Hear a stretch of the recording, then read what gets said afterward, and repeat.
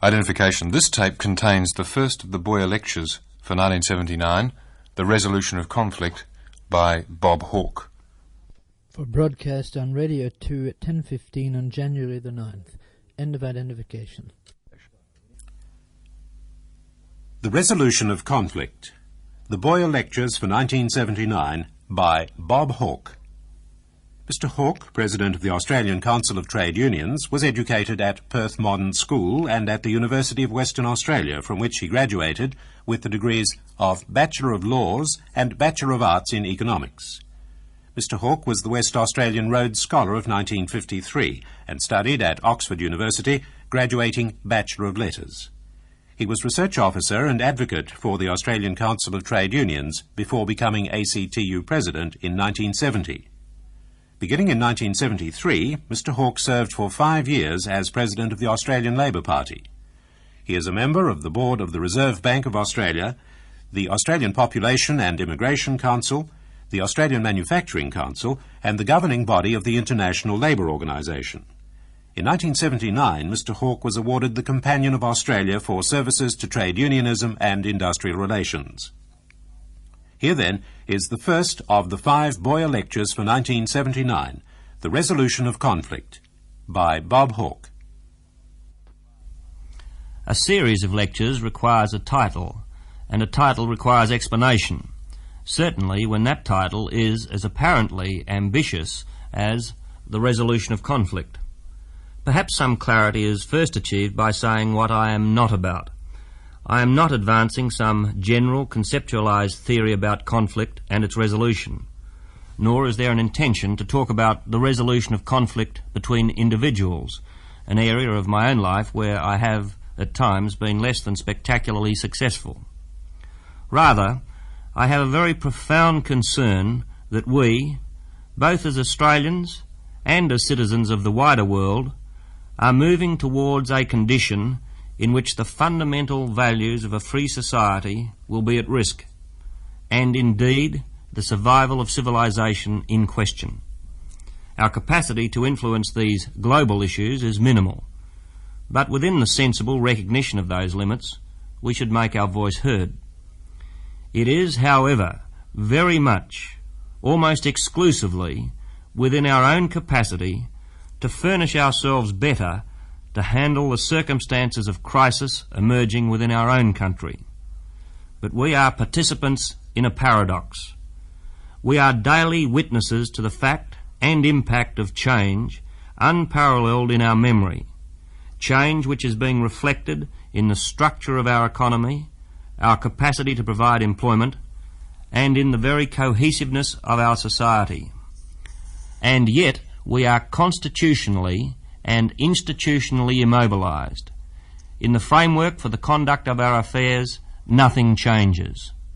It is not change itself of which we should be afraid. It is this paradox of change, no change. The total lack of symmetry between our innovative capacities as technical and political human beings that should cause us alarm. These are the issues in my mind, and I hope that the thoughts I wish to share with you in this context will not be seen to hang too uncomfortably upon this apparently ambitious peg. My theme is the product of a tenuous optimism, which I believe will only have validity if we are prepared to be thoroughly astringent in our thinking and debate with one another. We must be prepared to query the certitudes of our system. We must, whatever our predispositions, forsake resort to platitudes when these questions are asked. We must not assume that we are the unique occupants in the whole stream of human history of the perfect and unimprovable houseboat. It is in this broad sense that I wish to speak with you about the resolution of conflict. With that broad explanation of title, may I briefly make 5 preliminary points. 1. I assert the primacy of this theme. We are not experiencing, or are about to experience, a period of mere turbulence where some interests within society may be marginally disturbed. Of itself, that should not concern us. What is in question is the very fabric of a free society. 2. I am very conscious of the honour extended to me by the ABC in being the first person actively involved in party politics to be asked to deliver these lectures. Identified as I have been as a spokesman for particular groupings, I have no intention or desire to pursue partisan purposes in accepting this honour. I believe deeply that all men and women of goodwill, whatever their political persuasion, should be responsive to the issues about which I wish to speak with you. In particular, I believe that any Australian government, whatever its party composition, would be better able to serve the interests of our people if the changes which I advocate were to be accepted by the community. 3. I do not wish to be overly academic and full of learned references in what I have to say. We have had too much of elitism from those who would preach reform. If we are to have acceptable and constructive change in our society, it must emerge from discussion by a broad spectrum of our people of issues stated simply and debated with a minimum of rancour. 4. And it follows from this, I do not claim all the suggestions I will be proposing in these lectures are without difficulties. They are put forward precisely in this spirit of hoping to promote such debate. 5. Clearly, I can make no claim to deal with all matters pertaining to this broad topic which I have chosen, or indeed to match the priorities in this respect of every listener. I have been extremely fortunate to have had the opportunity of experience and thought in a number of areas which I regard as extremely relevant to my theme. It is of these that I would now like to speak in more detail with you. In any community, the ultimate institution for the resolution of conflict between and for the furtherance of the interests of its citizens is the government. The question must therefore be asked at the outset, how are we governed? Do we, in Australia, in the last part of the 20th century, have the structure and form of government best calculated to achieve those objectives? In response to the latter of these questions, I believe the answer is clearly in the negative, and perhaps the best way of indicating why is to ask this question: what do we mean by we? In this world of some 4 billion people, are the 14.4 million who inhabit the geographical confines of a place on the map labelled Australia New South Wales persons, Victorians, Queenslanders, South Australians, West Australians, Tasmanians, Northern Territorians, and only in some residual sense Australians? Having been born in South Australia, educated in Western Australia, and now lived in Victoria for 21 years, I have no feeling that my identity is to be found by some reference to lines drawn on a map defining the limits of those states. I am an Australian. And yet those lines determine how we are governed. Those lines, representing the meanderings of British explorers some 150 years ago, as they etched out a new colonial structure, still determine the present-day structure of government in this country. Those lines determine that we must surely be the most over-governed country in the world. We have 14 Houses of Parliament, 1 for every million of our population. For representatives of the 6 colonies demarked by those lines met in the 3 constitutional conventions of 1891, 1897 and 1898. They met with a clear commitment to maintain the largest degree of legislative autonomy for the new states, consistent with the cession of those powers necessary to enable the government of the new federation to discharge those functions perceived to be beyond the competence of the colonies acting separately. Some delegates had the grand, longer-term vision of one nation, of one people, but the constitutional instrument finally fashioned out of the conventions faithfully reflected this colonial commitment. It was perfectly natural to expect this outcome, for it represented the realities of the experience of the delegates to the founding conventions. They did not know one economy, but six. Their welfare had not been affected by a common political circumstance, but by the separate legislatures which they knew, and of which most of them were members. What they knew was for them large, relevant, and not unimportantly provided the opportunity of power. What they were creating, a federal legislature, was of limited and uncertain relevance, and should not be adorned with any authority which would unnecessarily diminish the functions and prestige of the institutions they understood, respected, and enjoyed. This was, however, no dereliction of duty. The decision of our founding fathers did reflect not merely their preferences and prejudices, but the reality of the economic, political, and social influences which, until then, had determined the welfare of their respective constituencies. All that was nearly 100 years ago. The essential distribution of powers between state and federal governments, embodied in the document emerging from the 1898 Convention, has not been changed in that time. But the nation has changed almost beyond recognition. We are not, and have not been for a long time, six economies, but one. To use the language I have just employed, the reality is that, overwhelmingly, the economic influences determining the welfare of the people of Australia are either national in their dimension or international in their origin, and only capable of a sensible response by a national government equipped with appropriate constitutional authority. That authority does not exist. The absurd folly of this position was given classic expression exactly 20 years ago in the report of the Joint Committee on Constitutional Review, established on an all-party basis by the Menzies government. Let me quote from the most relevant passages of that report. There was, at the time of Federation, no acknowledged responsibility of governments for the general state of the economy, said the report.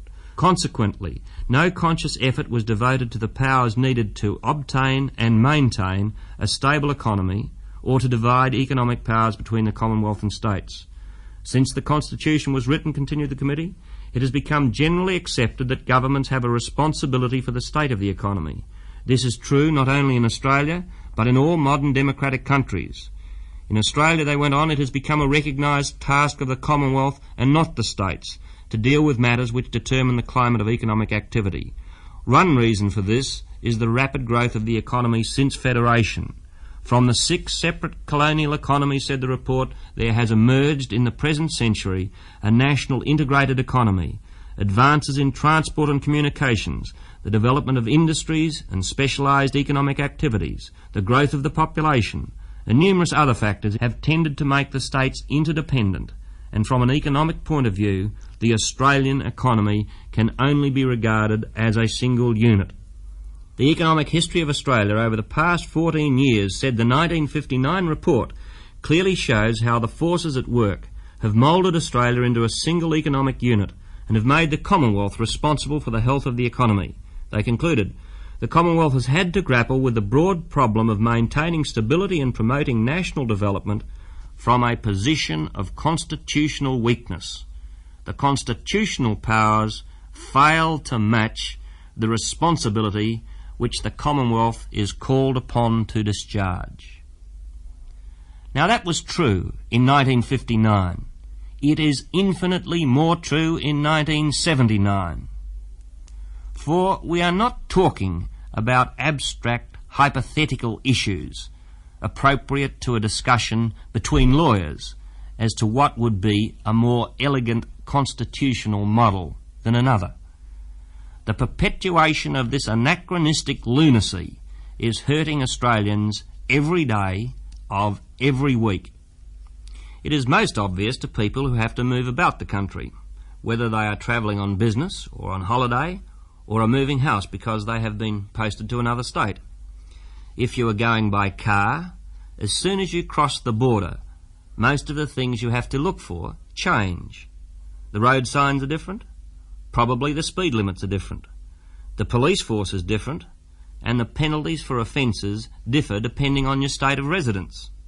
If you happen to be moving house and you have a family, the first thing you will find in your new state is that the educational system is different. You will find that the educational qualifications of your children are not necessarily accepted automatically in the new state, any more than they would be in a different country. Part of the children's education, especially at university or technical college level, may have to be repeated. If you happen to get involved in legal proceedings with someone who lives in a different state, you will find that you have to deal with two different court systems. If your case happens to be in the family law area, you don't even need to cross a state border to get involved in two court systems. It is very likely that different aspects of your case will be dealt with by a Commonwealth and a state court. Workers doing identical jobs in the same state or in different states can enjoy quite disparate rates of pay and conditions because they work under different state or Commonwealth awards. Businessmen do not need to be reminded of the sometimes bewildering variety of rules, regulations and laws they have to comply with if their business crosses state lines, as so much does today. If you happen to be in the road transport business, you may quite often have the strange experience that the cheapest route is the longest way round. This is because, owing to a quirk of the Constitution, at a time when we are all being urged to save petrol, it is often cheaper to route a truck in such a way that it crosses a state border and comes back again, than to send it direct from one point to another inside one state. The same constitutional provision, Section 92, by making it very difficult for governments to ensure orderly marketing, directly affects the price paid by families for many foodstuffs. You may well ask as Australians, especially that 1/4 of you who have come to join us from other countries and to whom this particularly Antipodean antiquity must seem almost totally incomprehensible, why and how have we continued to tolerate it? A good question. The answer, I think, is that we, who are by nature a fairly conservative people, have come to be infatuated by an assiduously cultivated phenomenon called states' rights. I must confess that I do not have any idea what states' rights are. I do not understand, speaking as a person who happens to live within an area designated on the map of Australia as the state of Victoria, what rights that state has. I understand that I, together with the other Australians who live in the same area, have rights, but I do not understand that an entity called the state of Victoria has any rights independent of the sum of the rights of those people. I certainly do not comprehend that this entity has some rights against another like entity called the state of New South Wales. And I am totally baffled when it is said that the state of Victoria, presumably speaking for me, has some rights against the Commonwealth, presumably also speaking for me. The truth, I think, is to be found in the power, prestige and opportunity for patronage that has accumulated within the operations of the state's system. All political parties have come to acquire a vested interest in the perpetuation of this anachronism. On the side of business there is, at least in many quarters, a perception that there is less likelihood of effective intervention of the public interest in the conduct of its affairs in the absence of clear constitutional powers residing in the central government. In the trade union movement, many leaders would see a greater possibility for pursuing the interests of their members in a system of competing state and federal conciliation and arbitration jurisdictions. And so, what is, in reality, an attachment to the privileges of the state system by those who enjoy them, is dressed up in the mystical language of state rights, as though such language is actually saying something meaningful about the interests of the people as a whole. I am not implying that there are no persons of integrity who operate in one way or another within this state system. Of course there are, and it would be patently ridiculous to argue otherwise. But it is even more ridiculous to perpetuate this myth about states' rights. Australians now live in an economic environment, national in dimension, and their interests are predominantly determined by the capacity of government to deal with and improve that environment. In this sense, the only significant way to talk about rights is to assert the rights of Australians to have these interests protected and advanced by a structure of government which is relevant to and capable of dealing with that environment. The nature of economic developments in Australia and in the world of which we are part, since the time when we established that structure of government, has ensured that it now does not meet these critical criteria of relevance and capacity. Not only is the states' rights concept not positively relevant to our present economic realities, but worse, as we have seen, the continuation of an increasingly irrelevant structure creates very real impediments to the sensible conduct of our affairs. In the terms of the theme of these lectures, our present structure of government is not well calculated to best achieve a resolution of conflict. In fact, that very structure of government is itself a significant source of traditional and unproductive conflict within our community. In a time of crisis, communities, no less than individuals, examine the apparatus which they have created to defend their interests, to see that they are in the best position to maximise the use of their resources to protect and, if possible, to advance those interests. This is a normal and intelligent response to the perception of crisis. The crisis created by war is, of course, easy to perceive. The Founding Fathers gave the defence power to the Commonwealth in Placidum 6 of Section 51 of the Constitution, and that power has been liberally interpreted in war to give the Commonwealth Parliament virtually unlimited power, particularly in the economic area, to deal with the crisis of war. By such interpretation, the whole structure of the distribution of powers between Commonwealth and state governments has been radically transformed in such crisis without resort to the complicated machinery of referendum, so that the resultant structure would match the realities of that crisis and of the economic environment and resources which had to be mobilised to meet that crisis. Put simply, the structure of government embedded in our Constitution was recognised as irrelevant and inadequate to deal with the crisis, and Placidum 6 was quite literally the defence mechanism to release us from the folly of attempting to protect ourselves with such instruments. To save the structure, we abandon it. But the interests of the Australian people are not put at risk only by the threat of war. In this respect, I feel compelled to refer again to the report of the All-Party Joint Committee on Constitutional Review. Twice since Federation, said the report, there have been war-caused national crises. In 2 world wars, the Commonwealth has had to undertake many tasks of government, including the regulation of business activities, normally beyond its legislative powers.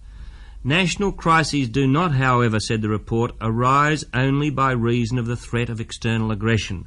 Since the severe economic depression in the early 1930s, it has been only too plain that internal economic crises of a national character can occur affecting the welfare of every member of the community. It is the Committee's view that economic depressions, no less than war, may be national catastrophes.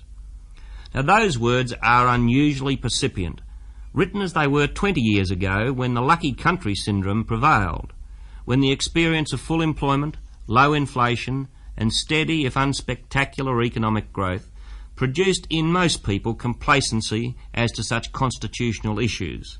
Those grounds for complacency have disintegrated and have left us facing a situation potentially warranting the term national catastrophe used by the 1959 All-Party Committee.